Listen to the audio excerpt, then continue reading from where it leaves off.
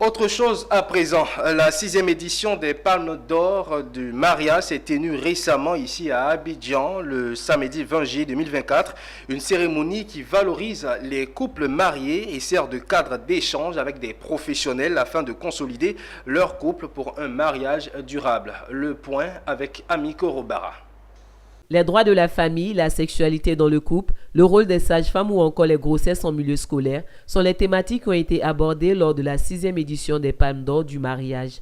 Pour ce faire, plusieurs professionnels ont été invités afin de donner des informations utiles aux couples présents, mais également distiller des conseils visant à garantir et favoriser l'entente dans le mariage.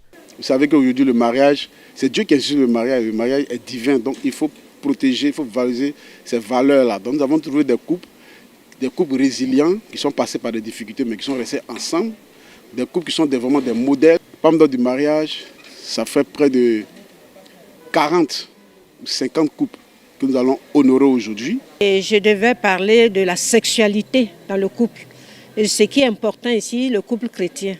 Parce qu'on pense toujours à prière, on pense toujours à jeûne, et que des chrétiens comprennent qu'au-delà de cela, la sexualité est le ciment. Donc, penser à l'autre en n'étant pas égoïste dans tout ce qui est dimension sexuelle, mais altruiste.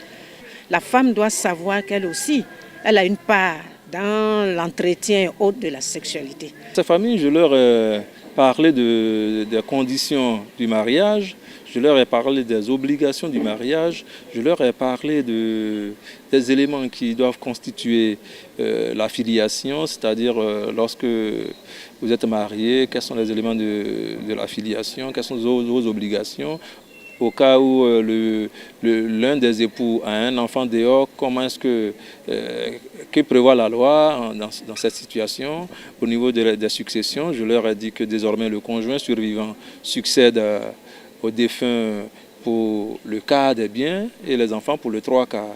Et donc, c'est de tout ça qu'on a parlé. Les secrets d'un mariage durable, c'était le thème de cet événement organisé par la médiature évangélique de Côte d'Ivoire.